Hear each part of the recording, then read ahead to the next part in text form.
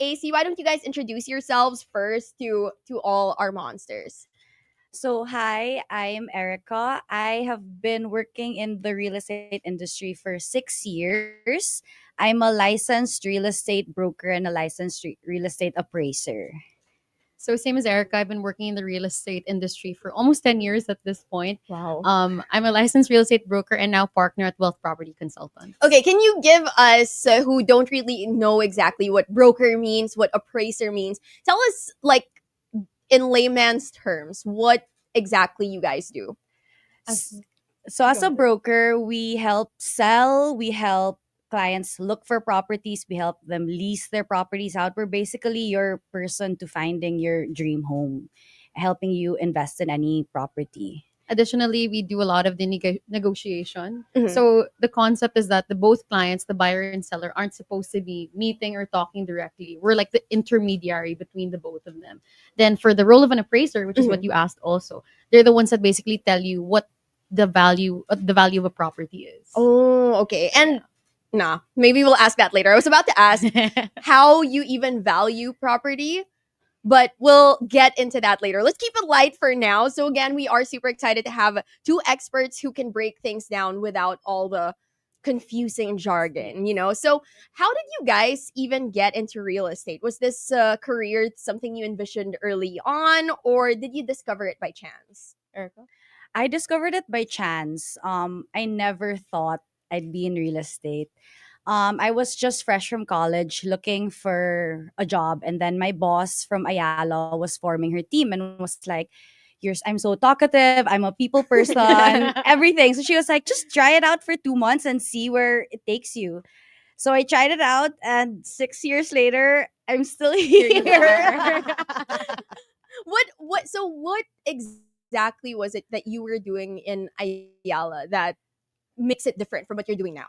With Ayala, we could only offer Ayala Land Premier I properties. see. Yeah. And now we can sell anything from residential, commercial to industrial properties. So now we can help our clients as a entire, like, in their investment portfolio, not just residential properties. Oh, okay. Now, what about you, AC? How did you get into real Oh my estate? god, I was manipulated into it. No, I'm just kidding. The funny thing was when I was in third year college, I wanted to take up law at that Mhm. time.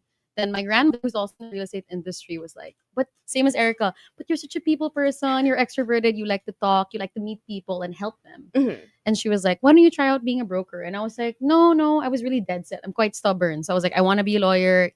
No, I'm gonna take the lae." And then my lola at that time had a condominium. Actually, it's located here in Ortigas where your Oh. studio is. And she was like, "Oh, I want to sell this condominium. How about I list it with you and you sell it and I'll pay you exactly like a broker?" And I was like, "Okay, sure." So I enlisted it. I marketed it online to my friends. And lo and behold, I think that was like 3 weeks later, Mhm. I was able to sell it. And she paid me like a broker. Oh, And which is a pretty good amount, Mhm. especially for a college student. Right. So at that time, basically sinilaw niya ako sa pera. no, that makes sense. Oh my So, goodness. From then, I decided, okay, maybe this is a worthwhile like career. And the same thing, I applied directly to Ayala Land Premier, and it's in Ayala Land kasi you can, I guess, it's not as permanent as, let's say, like a job, like a corporate job when you Mhm. get out of college. So I was like, I'll try this out and see where it goes. And like Erica, here I am, 2 years later, manipulated into this industry. Oh my But goodness. it's been amazing ever since. Yeah, So- now both of you guys started your careers at Ayala Land Premier, which is actually one of the most competitive entry points in the industry. So, what were the biggest lessons that you learned from starting there? Oh my God. Erica, Thank have the you for floor. that wonderful question. I think the biggest learning I had there was really that we can't control our clients' decisions. We can only control what's in our hands. We can do what we can to help them find the property that they want. But if it's not a match for them, then it's really not. Like, you can't force it. Mhm. Yeah. Is it, would you say it's difficult to sell property? I mean, I feel for me as someone who like isn't in the industry, right? I'm like, could the market for properties be really big for there to be so many real estate agents and brokers? Because I don't think, like, I'm thinking, do that many people have that disposable money to just, buy real estate throughout the year? Well, I hope you don't mind if I answer also, but I really do think that if you think about it, kasi having a home, let's think of Maslow's hierarchy of needs. Mhm. Okay, diba? What's the first thing you need? A roof over your head. Mhm. A broker is there not only for a purchase but also for a lease. Now, Mm. how do you generate your own money as an entrepreneur? You need spaces. You Right. need retail spaces. You need a space for your office. Whether, Mm. diba? Even if you're gonna have a home office, that's still occupying a space, diba? Right. And I had a friend before who was a pilot who asked me like, "What does real estate have to do with being a pilot?" And I was like, "Where do you land your plane?" So I Ah. think real estate is involved in everything, and it might not seem like people have disposable income, but let's take that word. Mhm. And real estate isn't necessarily disposable, it's a necessity for Right. a lot of people. So I think that's where we really come in. I think that's a common misconception, right, about real estate, that it's just about buying houses and condos. But Correct. now that you're breaking it down, it's just any space. Any space, especially if people, like, let's say, like times like now where the economy is uncertain. I mean, we do have to address that. um Building spaces for entrepreneurs to better their business and provide more jobs is something we want to help with. Mhm. So it's not only about having a roof over your head, but a roof over employees' heads. So, Right. Now, we're talking about misconceptions. Are there any other misconceptions that people have about real estate or brokers? I think I'll answer for real estate brokers. I think they think our jobs are easy. And I Mhm. think they always think of it that, wow, real estate brokers earn so much. But I think a lot of people don't see the negotiation to get to that phase for your client, to even find the perfect property for your client. I don't think people really see how much effort brokers go into for our clients. Yeah, I can imagine. misconceptions. I'm trying to think. Um, I think a really big misconception also is that you need to be 100% ready to buy your first property. And I think that's what we're gonna talk about today Yes, also. yes. Minsan kailangan mo lang ng lakas ng loob, a bit of fallback, a bit of savings, Mhm. but there's a certain threshold that you can reach and still get your first property. Okay, now, so I've been watching Modern Family, and we all know that Phil Dunphy is a real estate agent also, right? Do you do those things also, where you prepare open houses and you bake cookies for your clients? Like, is that something that you guys normally do? We usually have open houses with developers. So with a lot of the various developers, Ayala Land, Shangri-La Properties, Rockwell, they all have open houses to present their pre-selling projects Mm, for clients and for people to discover what properties they're offering. okay. Now, what would be one client moment that really stayed with you? It could be emotional or funny or unforgettable. I'm not at Ooh. disposal to share what that is. I think, okay, I had a client. This one was more on the emotional side, and I think it really goes back because to what we do really as brokers. I had a client. They bought like a pre-selling property. It was in the south, and at that time, it was the grandmother who was buying for their apo. Mm, And then I remember the grandmother distinctly said to me, "I'm buying this for my family's future. I'm not buying this for myself." And when I turned the property over, it was only the apo to receive the property. It wasn't, the grandmother was no longer there. And to oh, me, it was so special because you're part of a milestone that transcends time, right, and you're part of that family story. And right. that's kind of why I know Erica has the same sentiments. That's why we love to do what we do, because we're part of that milestone. Because how many times in your life do you really buy a property? Right? Exactly. Oh, wow. Okay, well, Monsters, we have so much to talk about with regards to real estate. But right now, Monsters, you are listening to Heard on Thursdays. I'm your host, Rhea Rams, and today we are talking about buying your first home and understanding the real estate market with brokers AC and Erica. We'll be back in just a little bit, only here on Manila's hottest Monster RX 93.1. Naiyak naman.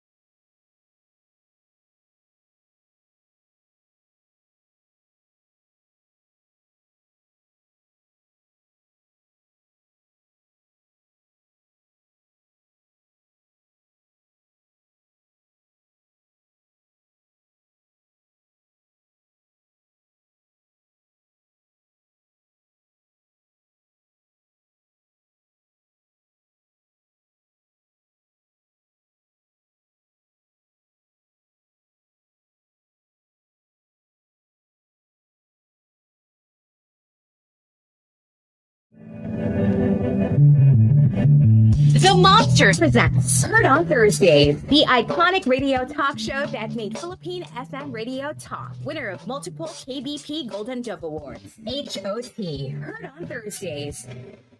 Your host, Rhea Rams.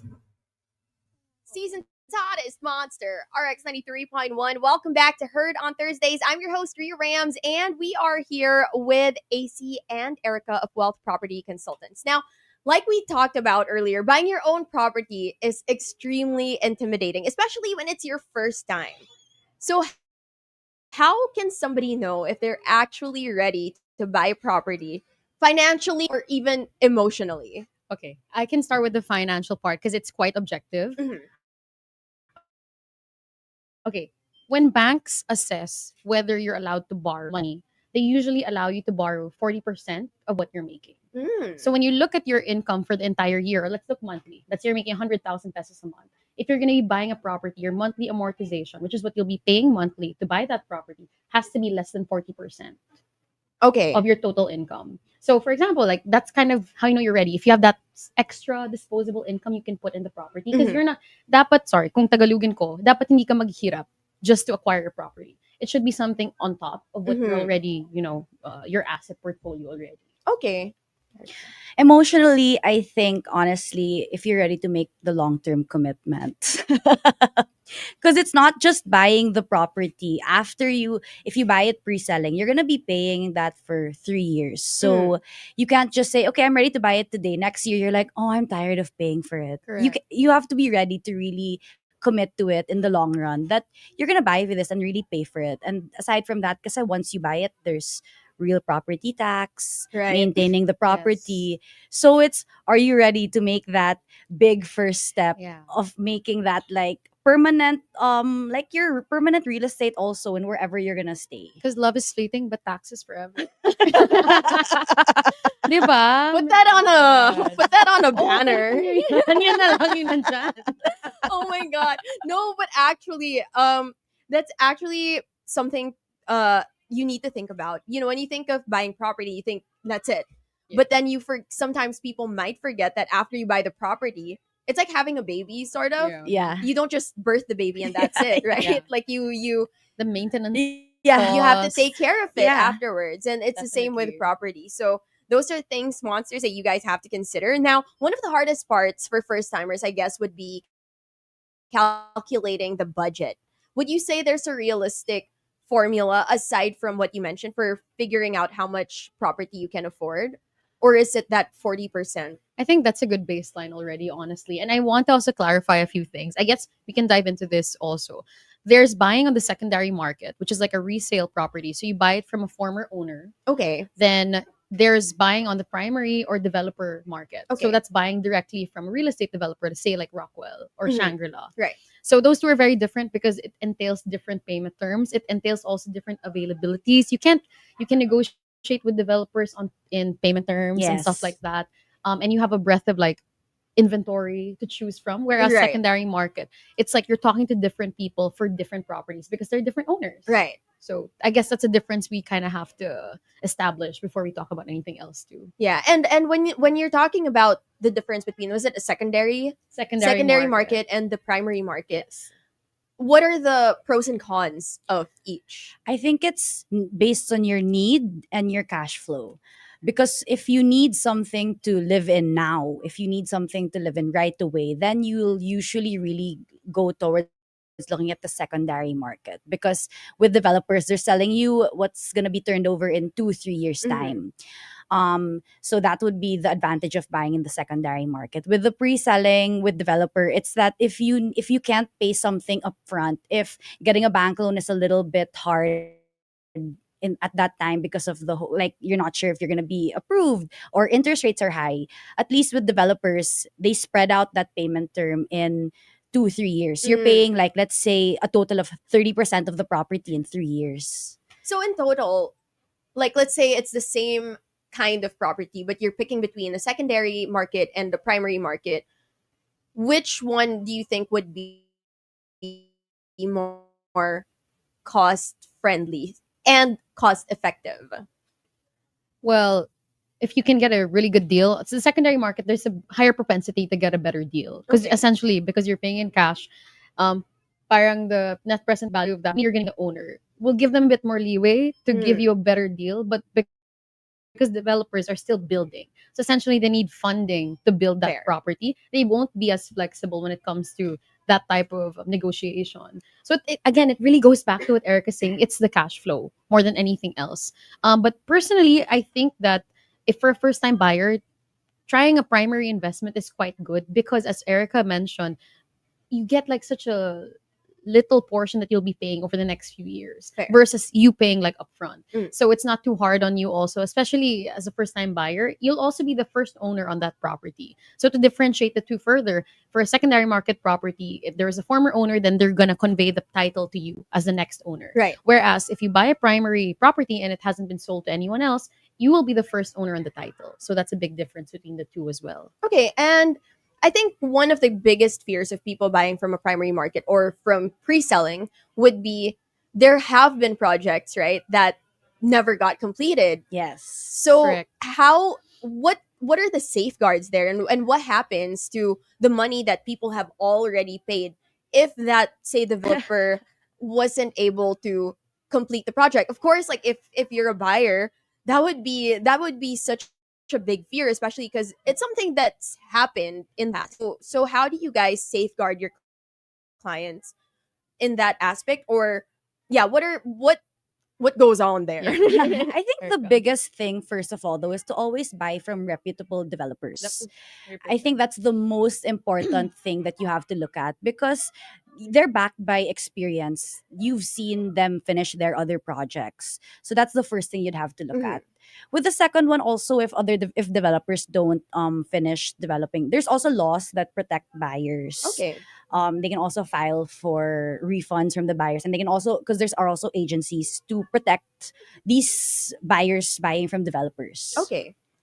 All right. Now, what about delays? So normally, right, developers promise, because I see a lot of them. Parang ilang beses na ako montik mabudol din na parang I like, and then they're gonna say this is gonna be done by 2027, but then nearing 2027 they'll say, oh, we need a couple more years.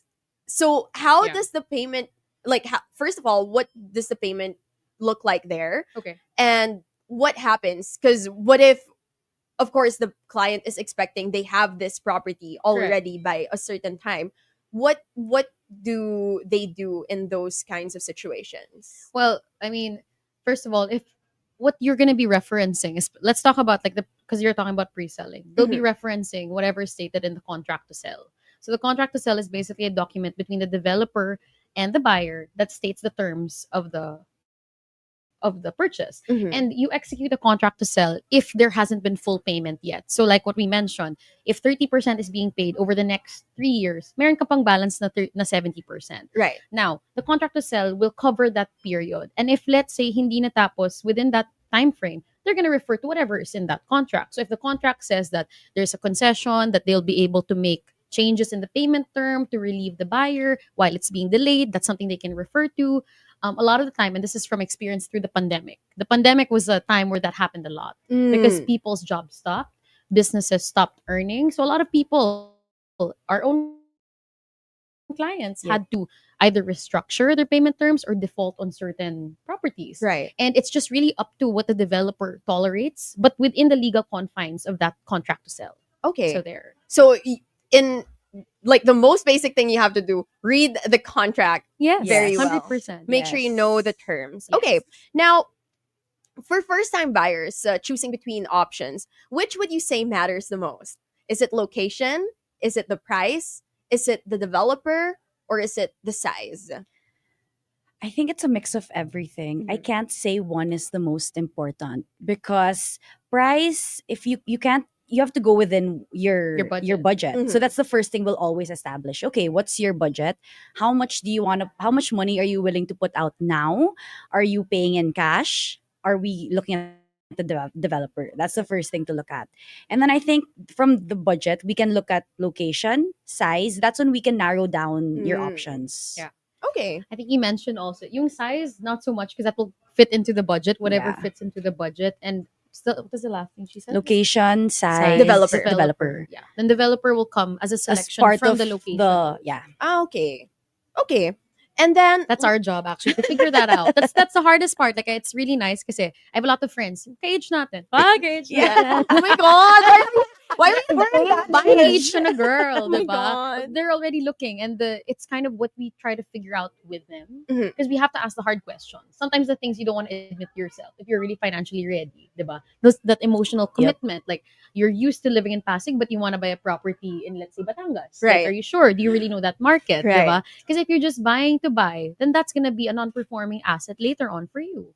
And that's why people say, "Damn, mali yung binili ko." It's because you didn't really give proper thought to what Mm. you're gonna use it after. And the first question we always ask a buyer is, "What's your purpose for buying? Is this for your family? Is this an investment? What is your timetable?" That's how we tailor fit what we recommend to you. Okay. So, Rhea, you can book a consultation.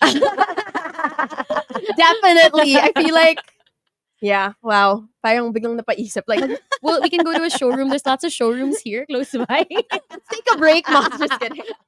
Okay, but let's talk about the hidden costs. What are some expenses that people forget about when buying condos or houses?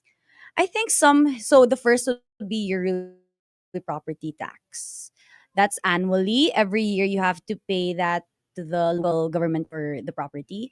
The second would be sometimes your association dues. So Mm. some developers for condos, they usually charge you monthly because that will maintain the upkeep of your condominium building. Okay.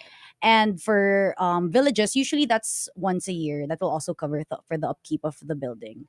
I think those are the two main hidden costs. But with buying, if we go back to buying, even Right. in the secondary market, there are some hidden costs. Taxes it all goes back to taxes. Yes. The taxes are forever.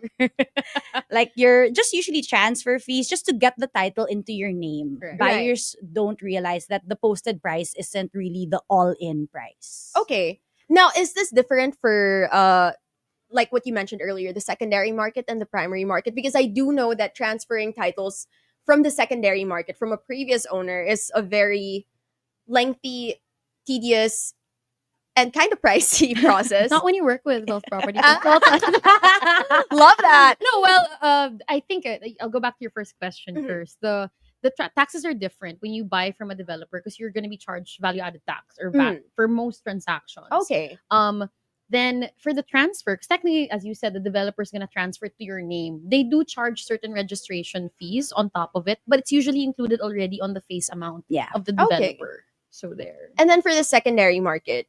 Secondary market, well, if you're the buyer, like what Erica Yeah. said, it's really just the transfer fees. Okay. All right, cool. Now, for houses specifically, what should Filipinos check before buying? Like things that aren't obvious. For example, Mm. flooding, zoning, structural concerns. Well, one of our brokers always says this: go to the place when it's raining, go to the place when it's sunny, when it's daytime, when it's nighttime, when it's your birthday. Charot. Go to the place in different conditions because those conditions will present different things about that specific Oh, property. I love that.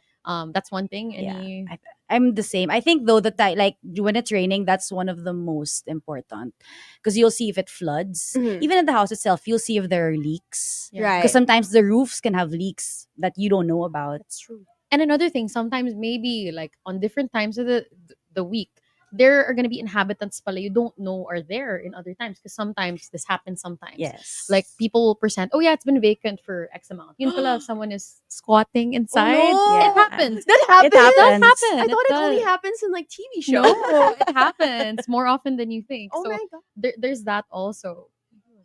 Wow. But I love the go there in different conditions. Yeah.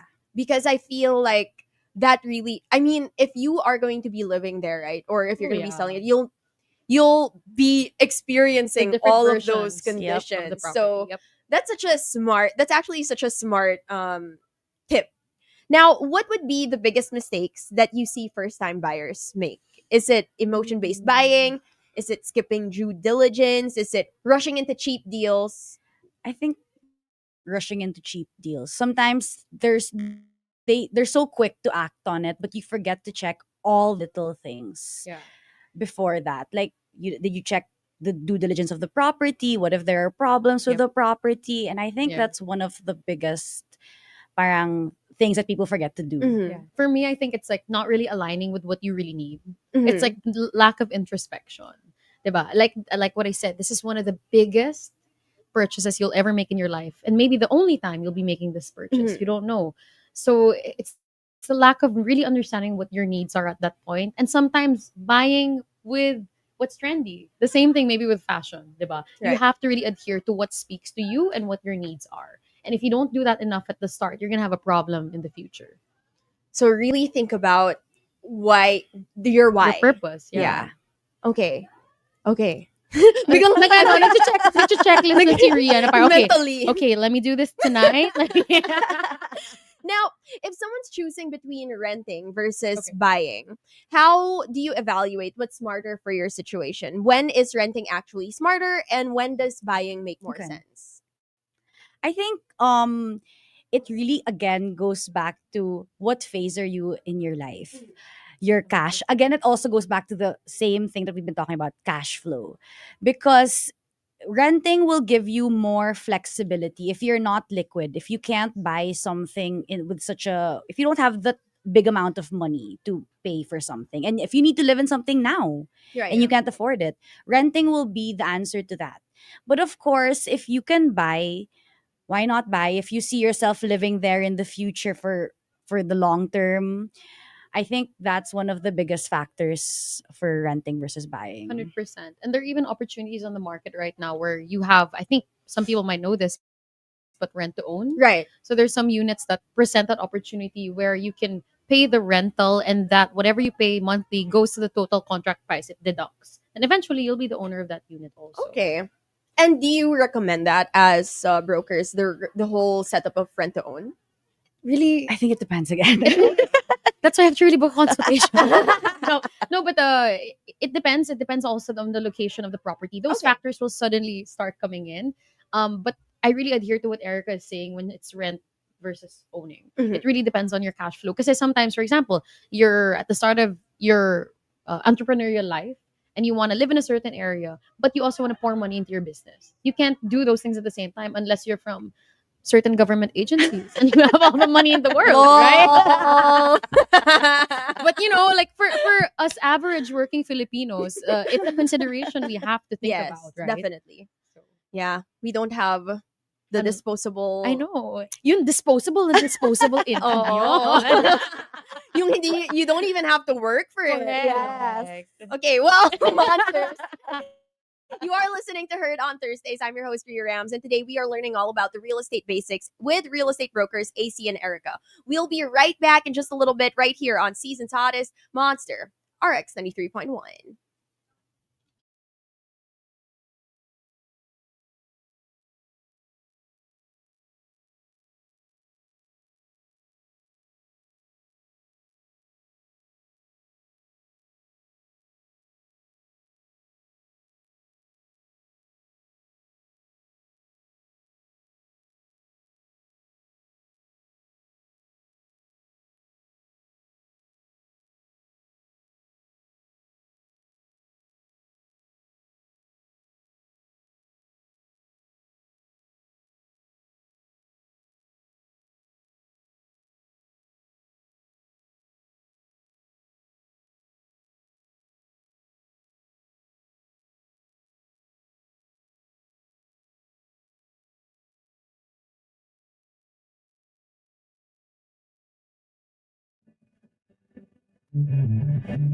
The Monsters presents Heard on Thursdays, the iconic radio talk show that made Philippine FM radio talk. Winner of multiple KBP Golden Dove Awards. HOT. Heard on Thursdays.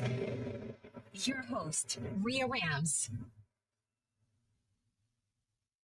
Season's Hottest, Monster RX93.1. Welcome back to Heard on Thursdays. I'm your host, Rhea Rams, and we are still with real estate brokers AC and Erica. And now we are going to talk investing. But before that, we do have a question over on our Facebook Live from Chloe Chanel Celine. She's asking, who pays the RPT when a condo is still loaned to a bank? Hi, Chloe. So I'm going to answer this because it's something I'm doing right now. I have a property that's still loaned to a bank, but I'm the one that pays the RPT as the owner. So that's the quick answer to that. Okay. What's RPT? Oh, real Real property tax. Okay, No, real property. layman's terms, and I'm sure people on the live would know this. It's a milliar. That's the other term for it. That's what Okay. Filipinos Right, call right. it. So it's a tax you pay like at the end of each RPT. Also to remind people who have Oh yes, properties, it's the end of the it's the end of the year. year, you get a discount if you pay early. So Oh, there's certain yes. LGUs, government units, that if you pay, let's say before November 30, you get a 20% discount. If you pay before And if January you pay 1st, for the full year. for the full year. Because you can pay it Oh. quarterly, sorry. You can pay it Yes. quarterly, but if you pay it for the entire year, you get a discount. Yes. So guys, don't forget to pay for your If you RPT. need help with that, we're also here. Mom, did you hear that? There's a discount. Kita. All right, now let's start with capital. So let's say somebody has 300,000, 500,000, or 1 million to spend. What can they realistically invest in today? And what would you say makes a good investment property today? Well, I think the first thing that's most important is to consider the location and the proximity of how much you know that location. Mhm.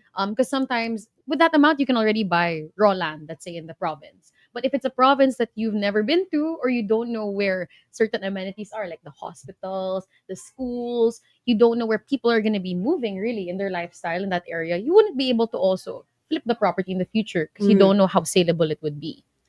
Okay.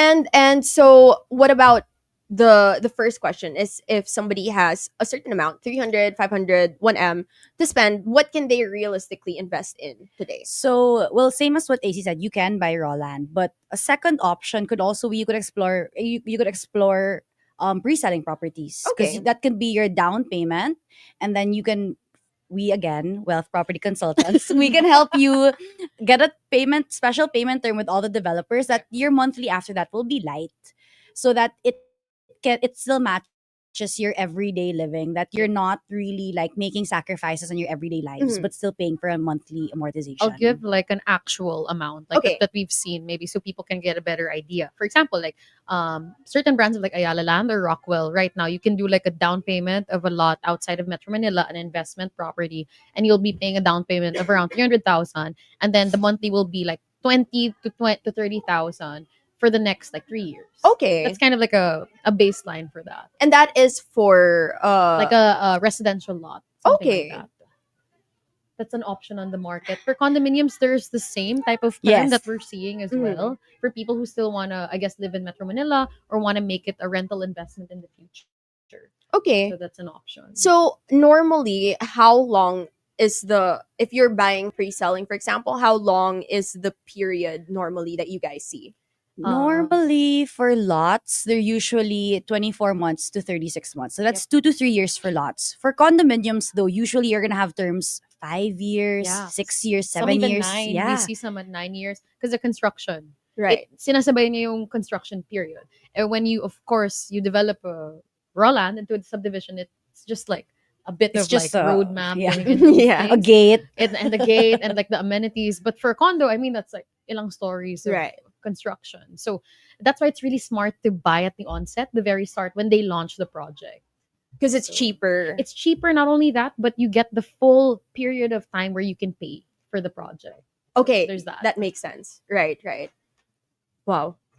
Ria's thinking about she's it. really thinking about I'm, it. I'm, Ria, mag-coffee tayo after. yeah, I think we need to. Now, there are so many questions, around buying a house, buying a condo, and those, of course, who buy property for the main purpose of renting it out. So they're not gonna live in it. They want passive income Okay. eventually, right? So how do you compute for the ROI of rental units? Can you walk us through maybe a sample calculation? Hindi mo man sinabi, mag-math kami. It's a paper. Oh, your paper. No. Well, okay. Okay, let's start. Now, okay, on average, and this is just speaking from the data we've been seeing this year in Metro Manila, a lot of the condominiums, let's say in BGC and Makati, the ROI is around 20 to 30 years, which sounds really long. in Yeah. some instances. But we always have to go back to the choice of location, Okay. right? So a lot of the time, diba, that's the budget constraint. But when you're choosing a performing investment asset, you have to consider how rentable it really will be and what determines that. The township or the area where it's located. Will there be a school that people will really need that proximity? Right. Will there be multiple office towers surrounding that area where people will really live and move around? Will there be a hospital? Like I'm saying these things over and over again because it's some people sometimes will get parang madadala sila with the glitz and glamour of certain properties, but they don't really consider the practical reasons why you choose that area. Right. So I think you choose the location first for a performing asset, then the budget will really follow. Then you'll see kung kaya mo ba talaga in that area. If not, then we consider other options. Yeah, I think actually now that you're mentioning it, one thing that maybe people don't think about much, because I don't know, when I think of like either renting or renting out a Yeah. unit, I'm just like, is it pretty? Yeah, right. Yeah. Is the Yeah. building pretty? Is the unit gonna Yeah. be pretty? But then you also have to think of practicality. Are there groceries around? Are there Correct. clinics, hospitals? Should there be Exactly. emergencies? So these are some things that I feel. Well, maybe it's just me, but I feel like it's a Kailangan good, talaga natin mag-coffee. yeah, it's a good reminder, for everybody. Now, 20 to 30 years though. Yeah. If it takes that long, would you say it still is worth it? I guess, yeah. I think you would still say it's worth it because what you're looking at is okay. So I bought this property for this amount. Let's say you rent it out for 5 to 10 years. You get that rent for X number of months. That could be your monthly expenses. That could be your groceries, transpo. So your work is additional. Is that additional income for you? Right. At the same time, when I say ROI, it's ROI in terms of the rent. So the Yeah. rent versus the initial purchase amount. Now, should you rent it, say, for like 15 years and you sell it at the And end, you that's sell a it. different story, right? Because I had a client, he bought like a 3 bedroom below like a penthouse. And then this was way back in like, I don't know, 2005, something like Mhm. that. He had the same tenant paying the same amount for like 20 plus years. Basically, he already made his ROI. Then he sold the unit to the same client for the price today, which is times 6 of what he initially bought it for. So the ROI may have taken long, but it was like But it's increasing. it's It's increasing in value. because you shouldn't just look at a property in terms of how you can get your ROI through rent, but it should be property how you can get it through capital appreciation, which is what happens year on year, regardless of what you do to the property. Right. That brings me to my next question. Oh my god! Is it true that property always appreciates? Because I think that's one stereotype. That's one thing that people always think about property. It's that if you buy property, in the end, it's always going to be worth it because years later, it'll always appreciate in value. Now, is that true? Well, for a developing country like the Philippines, the general answer is yes. Mhm. Especially for land. I mean, they're not making and our structural deficiencies in certain areas, people will always want to live in specific locations. And that parang hindi yun mababakit anytime Mhm. soon. But there are certain types of property that don't appreciate as much as they should as Yes. others. So it's not a matter of like, will it appreciate? It's more like what will appreciate the best. Or some might stay stagnant. Like we saw it in the pandemic, Yes, we actually. did. There are certain projects, there was an appreciation, but rather it didn't Grow. it didn't grow to the extent you would want it to. And I Right. kind of want to go back also to why real estate is so different from different assets. Like Mhm. let's look at an asset portfolio. Say you have stocks, you have bonds, you have treasury bills, and all those Right. things. What is the biggest difference between real estate and those other investment vehicles? You can live in real estate. There's inherent utility in buying real estate. You can't live in your stock Right. option, right? Right. So you're not only getting the appreciation because the market is moving upward, you're getting the appreciation because you're enjoying using the property. And I think that's what really brings real estate to a different level versus other investments. You should have all, but Mhm. real estate should be in your portfolio, Okay. 100%. There you go, monsters. And not. Now when it comes to, I think we touched on this a little bit earlier, but I do want to get a little deeper into it. Now when it comes to pre-selling and ready for occupancy, or secondary and primary market. Let's go. Yeah. There you go. What are the pros and cons for beginners? Aside from, you did mention earlier, it depends on your budget, it depends on your needs at the time. But in general, if like either way works for them, what are the pros and cons? I think I always my answer will vary per client. I'll always ask the client what's the thing you need most. Okay. I'll take them to secondary if they're telling me I need to move closer to my place of work because of traffic. Because they live so far. They spend 2 hours in traffic. So imagine you spend every day back and forth 2 hours. And then if it's bad, it can go to 3 hours, 4 hours. So Right. so I would tell them secondary if we need something for you to live in right.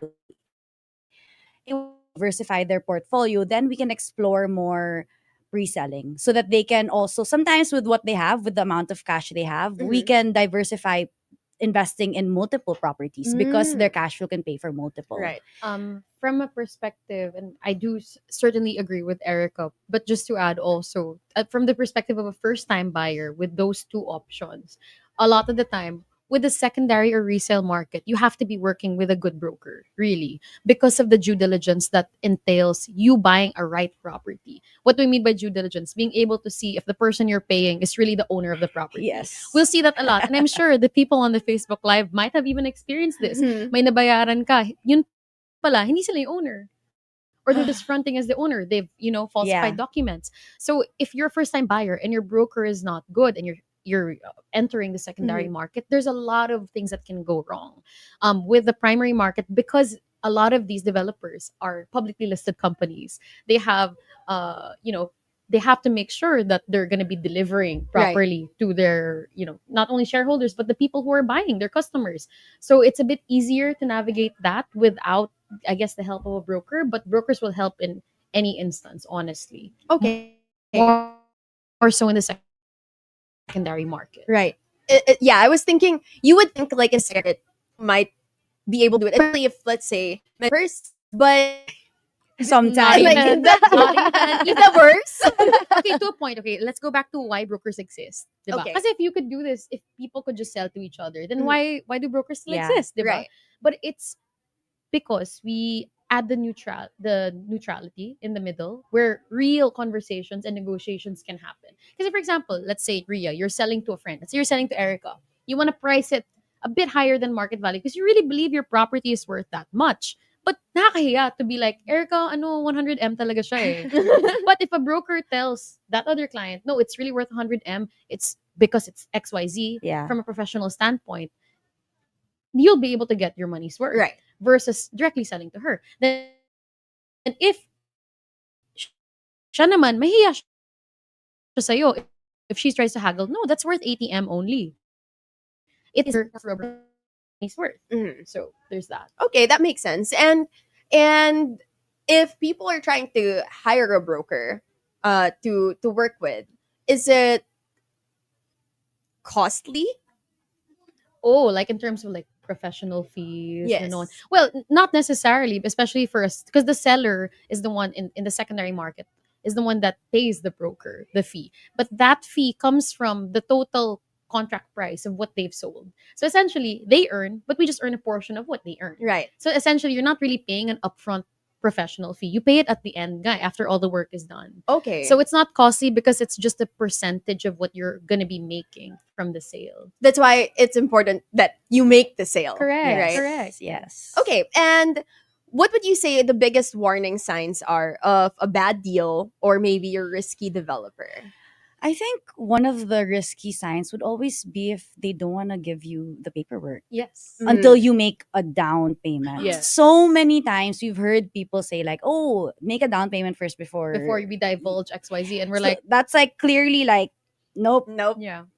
It's really the paperwork. A lot Yep, of the paperwork. Okay. time, for the developer naman, it's just track record of their own projects. If they haven't done anything to that caliber, you have to check maybe they're doing a joint venture with a developer that has done it. Mm. So maybe hindi nila kaya, pero kaya nila with this new developer, or if they've had a bad streak, talk to someone that already. Like let's say you want to buy Rockwell, talk to a Rockwell resident or a Rockwell not broker, pero someone in the company that has also acquired property from Rockwell, because that's the only way you'll know, especially Right. if they've lived in it for a certain amount of time. Right. Now, speaking of developers, so you guys are talking about if you're going to buy from a specific developer, you ask who's lived there. So that means that the developers still play a big part after you buy. Oh, 100%. Definitely. What exactly? 100%. What role Definitely. exactly do they play? Let's talk about like maintenance. That's a number one thing, and especially let's specifically hone in on condominiums. Okay. Condominiums are difficult to live in because there's a lot of things that can go wrong. Imagine so many tightly packed spaces in between each other, piping, Yep. electricity, everything is kind of shared Mhm. throughout the floor. Let's say you have a floor of just 10 units. A lot of things can go wrong. There can be leaks, and your leak from above will seep Or- to the Mhm. unit below. So that's really a lot of the consideration for us to really know, is it a really livable property? So there's that. Are developers the ones who handle those fixes? Ooh.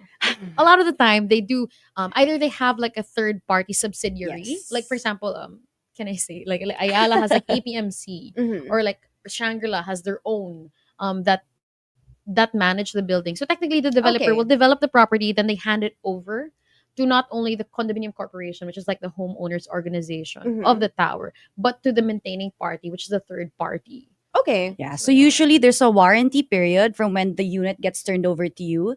But if it's way past that, that's you, the owner's problem. Yeah. Oh, definitely. And not even, I mean, to the point of, I guess, for people who are listening in, who live in like villages, think about like how well maintained your streets are. How much would you let your kids play in the playgrounds and spaces you guys have? That's all from the developer and homeowners association, diba? Right. So if they're good, your village will be good. If they're bad, you're gonna feel the effects of that as well. Right. Right. Ria's, Ria's ready to meet with us. I think a book one. Now, in 2026, these are still good years to invest. What does the Philippine market for real estate look like right now? I think the Philippine market still has so much potential. There's so much developments that are upcoming, even in terms of infrastructure. Mhm. And you always have to buy where the infrastructure is coming in. The subway 100%. is one. So there's so much condominiums being built around those areas, and the convenience it's gonna give all the people living there, people will move there because it's gonna be so much more convenient to not sit in traffic anymore. Yep. Yeah. Okay. I think it's not one of the best years for real estate. Let's be honest. Also, I think to be able to make good decisions, we also have to be parang on earth, diba? Right. Let's sit on reality. But if you have the opportunity to invest some of your money, now is better than tomorrow. 100%. And we'll go back to what we said earlier, that land will always appreciate. Property will always appreciate. It's just a matter of when you decide to sell it to reap the rewards of acquiring it in the first place. So there.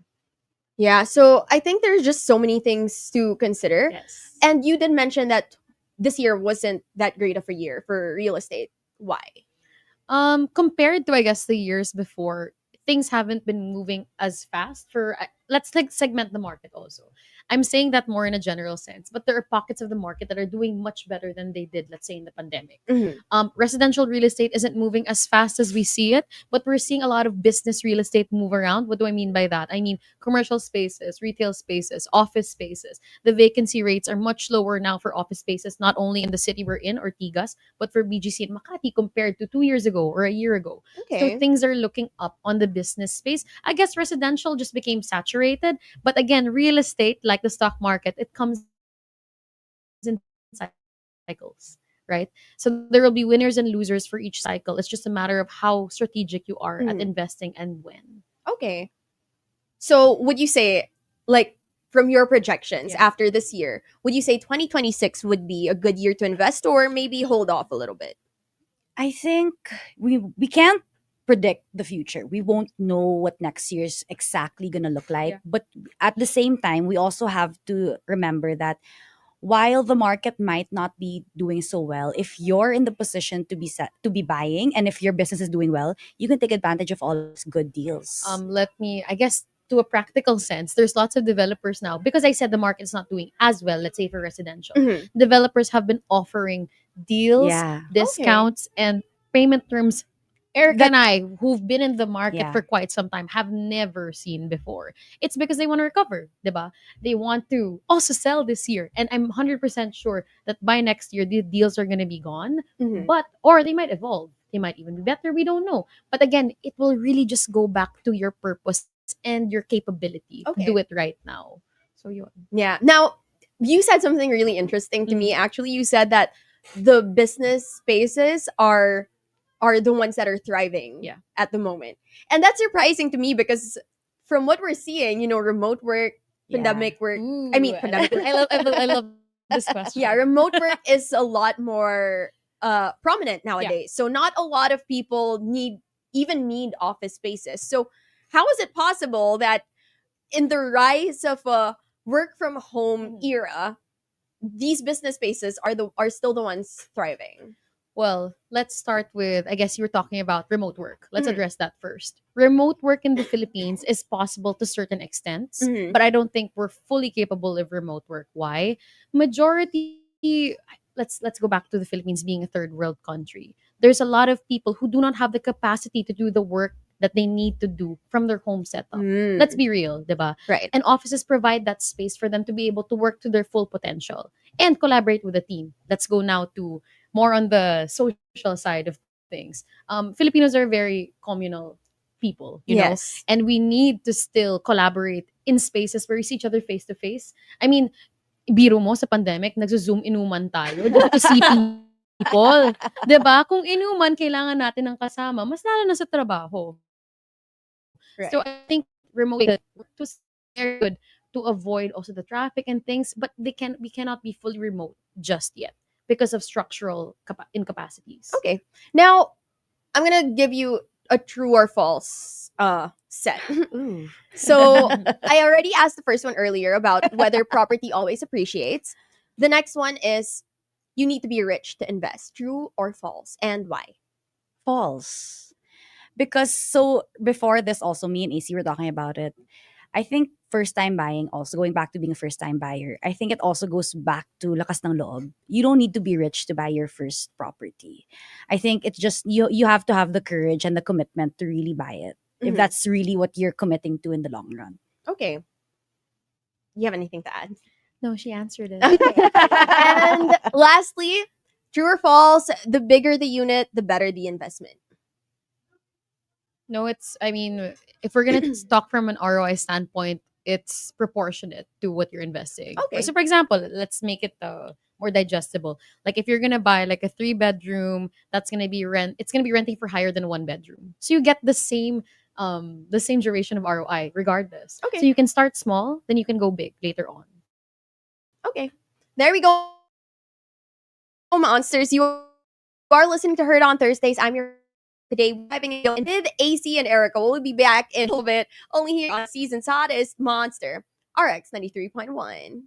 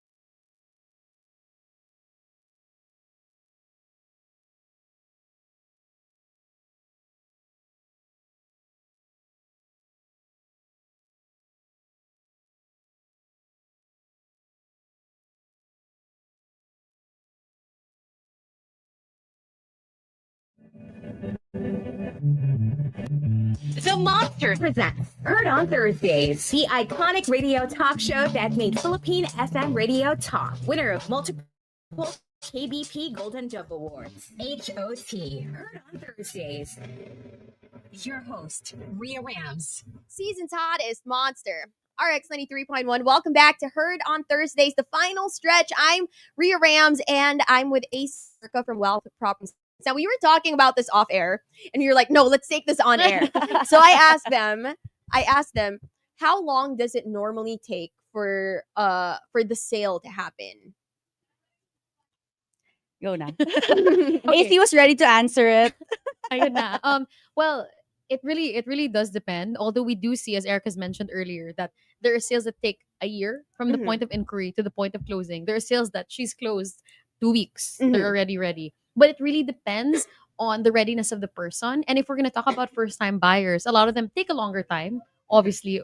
And also the difference will lie in if they're buying for themselves or they're buying for an investment. Mm. Because if you're buying for yourself, like as you said, for Rhea earlier, she was like, I just need it to be pretty. Like, certain aesthetics that need to fit what you like because you'll be living in it.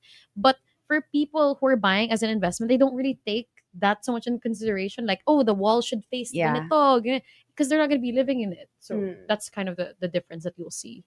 I see. Now, what would be one thing that you wish all first-time buyers would check before signing anything? Ooh, there's so many that they could check. There's a lot.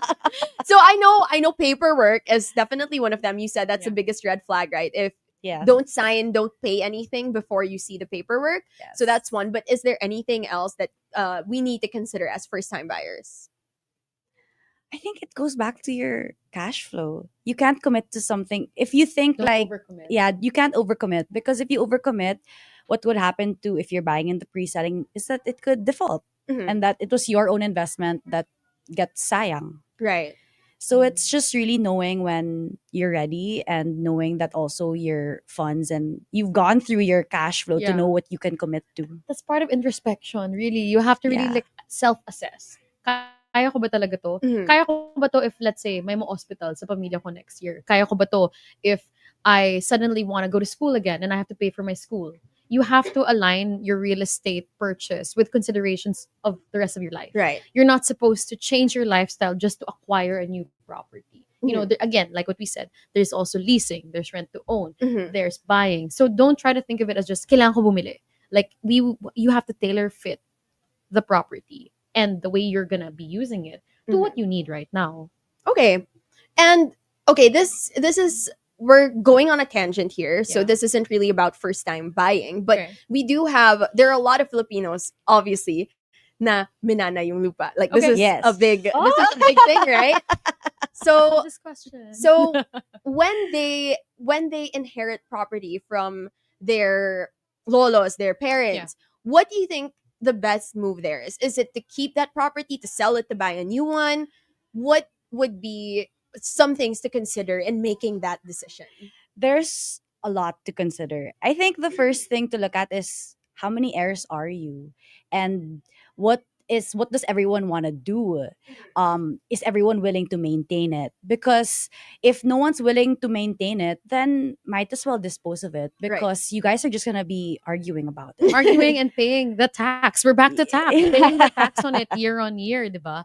And because just to clarify also, when you inherit property, the rights to that property is spread among the heirs, who are the children or Yes. whoever as the heirs. Mhm. And all their opinions will matter to the same degree. Doesn't matter if pinsan ka, Yes. if whatever, basta you were named na you're part of that heir. If you, let's say everyone wants to sell, one person doesn't, it's not gonna push through. Right. And we've seen it. Yeah, We've seen it happen. Ooh. So it's really like, as Erica said, it's a joint decision that has to be made and considered, and really assess also if that's what's best for your family, because it's no longer a personal property, but it's a It's- filial property. Like Right. everyone has a stake in it. So there. Okay. And what if you are the solo heir of that property? Ay, ang saya I am naman. swerte! Pero for you guys, what is the best move in that? Is it to I would say look at your own what are you doing also. What if you're the sole heir who lives in the States, for example, and Yeah. then you get all these you get all this real estate in the Philippines, but you don't go to the Philippines. What are you gonna do with it? Who's gonna maintain it? Who's gonna pay for the taxes again? And what if it's raw land? What if someone starts occupying it? So Yes, there's that so happens. so it goes back to you as a person. We as brokers Your will always utility. ask you, Mhm. what do you do with your daily life? That does it match? Does it not match? Oo. And will help you also parang reinvest those funds where it matches your need and your use. And there's property is more flexible than people think. I feel like some people think property is just to occupy. No, you can use it as collateral for the bank for a business loan to try Mm. something new. You can rent it out, to generate revenue for yourself rather than you stay in it. So you don't necessarily have to sell. And when we get to the point of the conversation of selling, it's very important to remember if you don't need to sell, you shouldn't. Because we're gonna go back, property will always appreciate. If you sell it now, you might regret it later. If you have other streams naman of revenue that's keeping you alive and paying for your expenses, don't sell your property. You can utilize it another way, rent it out first, or yun. I think that's why people should consult with us. No, because It to tell you guys depends. a story, I know somebody who inherited a property. Mhm. He was a sole heir, but he didn't know anything about the property. Someone said, "I'll buy your property." For example, the value now is actually 50 million. The person said, "I'll buy it for 8 million." He said, "Okay, I just inherited this anyways." And then he sold it. And then he found out that It's worth it's way not that's more. not the value. And I think that goes back to our value with Mhm. what we do, that Yeah. will actually tell you, okay, someone offered, that's a good price, sell it, or no, that's not a good Correct. price. Right. Definitely. That broke my heart. Like hearing parang, And it's an actual story. Yeah, Yeah. it's real. It happens, Yeah. diba? And I mean, it's also because if we talk about mga minana, and we Mhm. go back to the story of when I said na I had a further apo, didn't Mhm. get to see it. The properties you're inheriting were likely bought for you to not only enjoy and utilize, but for you to reap the rewards Right. and for you to have a better life. So hindi pwedeng iwalgas mo lang, 'di ba? Or hindi pwedeng ibenta mo sa price na hindi naman karapat Yeah. dapat. Yes. So I think that's a great consideration of how I to consult a broker talaga, because we'll tell you and we'll be honest with you na parang I really don't think this is the Yeah. price you should be selling it at. It's Okay. worth more. Interesting. And how is that normally calculated in the first place? The Ooh. value of real estate Yes. properties. So first we tried to look at prices of properties that were sold in the same area, same Mhm. location, Comparative properties. and we compare. Another, if it's a commercial property, you would value first the land and then value the building and the income that comes with it. So there's a lot of factors that goes into valuing the property. But if you break it down, just like something more simple, it's the same if you go, let's say, to a market. Let's say Green Hills, pumunta kang Mhm. Green Hills. You have two stalls that are selling the same thing. Mhm. What are you going to buy? The cheaper one or the more expensive one? But you also can't price so cheap that you disrupt the market. Right. It goes down to basic economics also. You sell as the same price as what the comparative property would sell for. Or else, you're like what we said, you 8 million versus 50 Yeah. million. Diba? Mhm. You're obviously not selling at the right price. Right. So the basis, and it's quite easy to actually kind of assess how much your property should be going. You look at properties that are similar on the same street as you, Mhm. that have the same lot type as you, the same specs as your house, sort of. Okay. And that's kind of where you get the baseline. Okay. Now, what would you say? I mean, you touched on this earlier, which I found so interesting. You mentioned that some people have this misconception that when you buy property, you either live in it or you sell it. But then you mentioned that there are other benefits or advantages to having property in your profile. So you mentioned bank loans. What are other misconceptions that Filipinos have about buying property?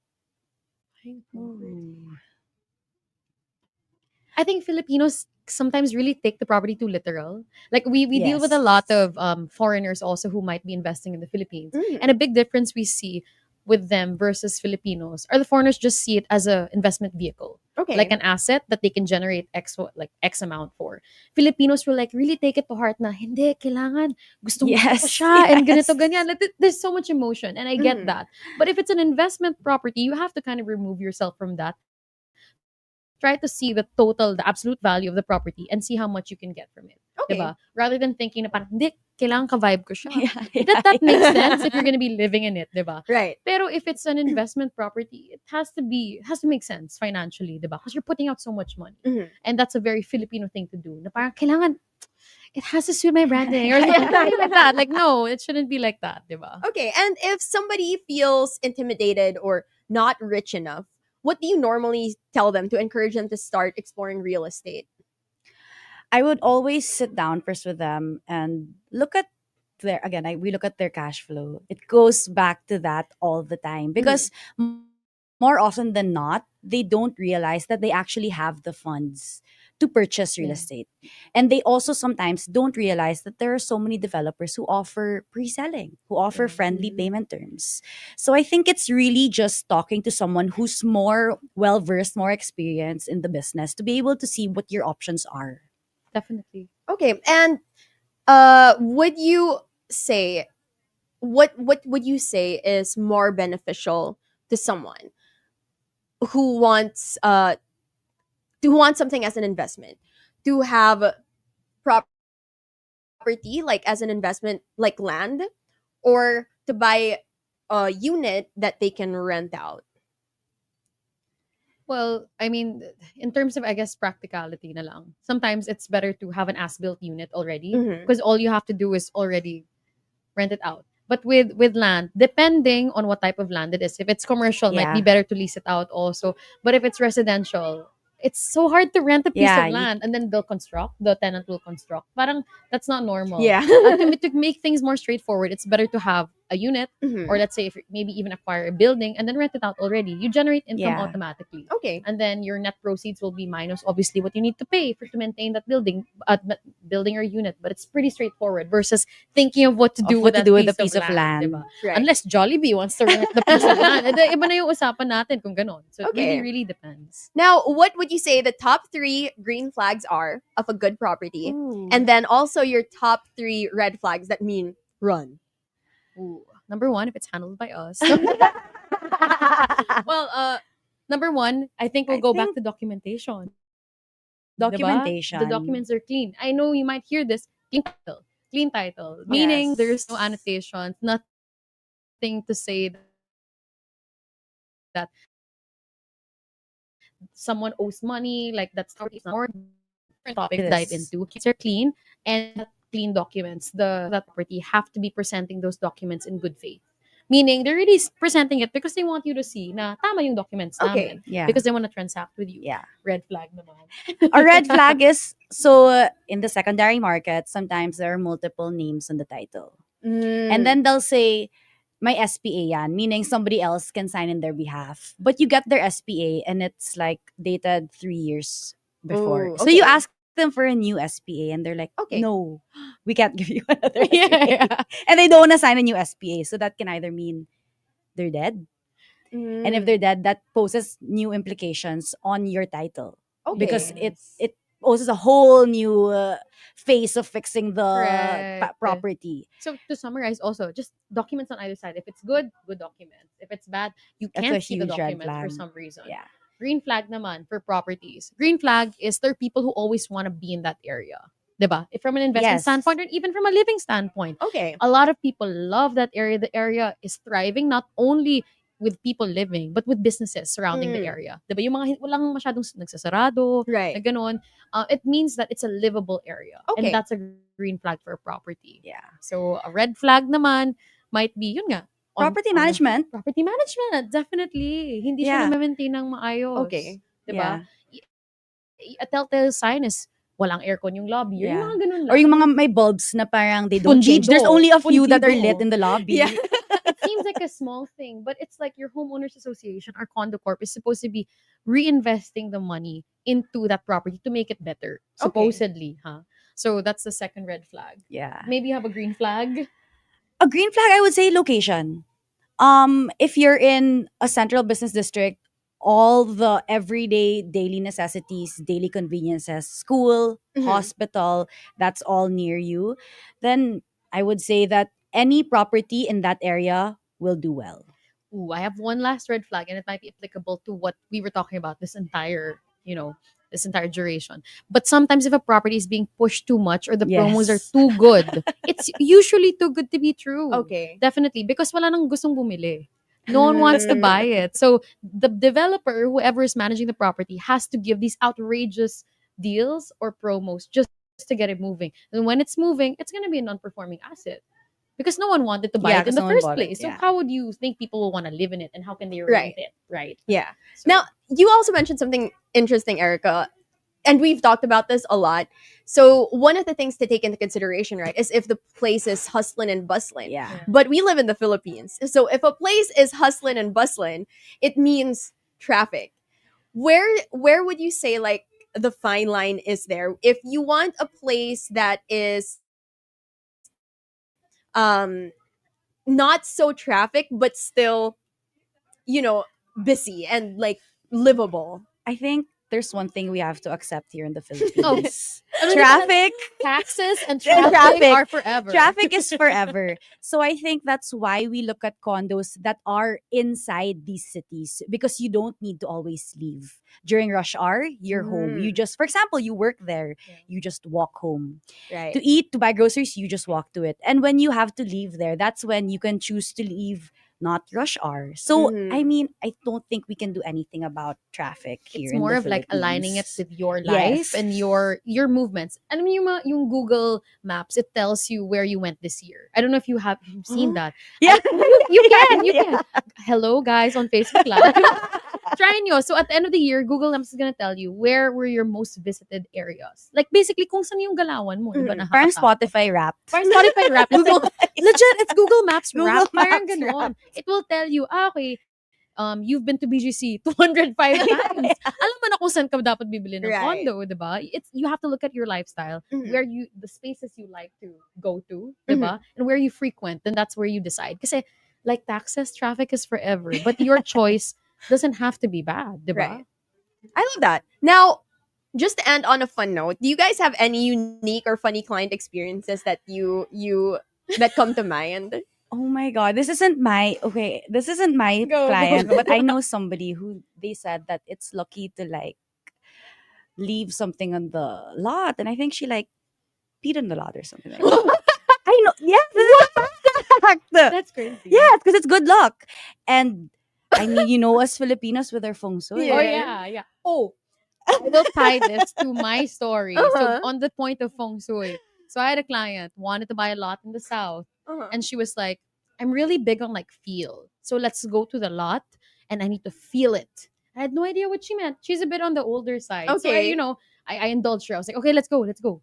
So we stood on the lot. We were there for 3 hours. This was like 11 a.m. to 1 p.m. Mga ganon. And she was like going around the lot, moving around, like, oh, I don't know what she was doing. She was feeling it out. And ending, she didn't buy. Oh my god. So I was like, at least I got some sun that day, Oh my god. Ayan, diba? Yeah, No, There's superstitions. more, there's they more, do but it. some you might not be able to disclose because they're a bit crazy talaga. okay, so it does happen though. Like Oh, yeah. you Yeah. can be going all in above and beyond for your client. Oh yeah. Like yes, of course you have to accompany, right? Mhm. Yep. To wherever they go. How Yeah. many clients are you guys normally able to handle in one go? It depends where, because sometimes you're meeting the same area. I've gone 3-4 meetings back to back to back. Okay. But if sometimes we sell properties in all the way in Lipa, then we won't make it back. Right. So it really depends on the location. Definitely. Okay. All right. Now, well, of course, you have been saying this a while ago. Super important to have a broker. Yes. And we have brokers right here who have shown us that how important it is to have somebody professional, help you in this process, especially if you're a first time buyer of housing or real estate. So, where can our listeners follow you or ask questions or work with you? Okay, so you can follow not only our work Instagram, that's wealthproperties.ph, but you can also follow our podcast, thepropertypodcast.ph. Our office is also located in the heart of BGC, just in front of Shangri-La Fort. So if you have any questions, any consultations, you can go with Ria and she can, can have a consultation with us. So we'd be very happy to help you guys not only find your dream home, but to address all the questions that come with the very exciting process of buying your first home. There we go, monsters. So again, that would be at Wealth Properties PH. Yes, on Instagram. On Instagram, and the Property Podcast Yes. on Instagram as well. So monsters, make sure to check it out. AC, Erica, thank you so much for joining us today. I feel so enlightened, and this conversation was just so practical, empowering, and honestly such a needed guide for first-time buyers and aspiring investors. And I'm sure a lot of monsters similar to me are just like, okay, Oh yeah, Time to- mapapaisip. yeah, Time for some introspection, as Yeah. we said. a lot of DMs coming at Wealth Property PH. Wealth Properties PH. Yes, PH. .ph. There we go, monsters. So, monsters, this has been Heard on Thursdays with Miria Rams. Today we talked about readiness, red flags, and real estate realities with and Erica Puno of Wealth Property Consultants. Catch us again next week, same time, same place, only here on Manila's hottest Monster RX93.1. Thank you.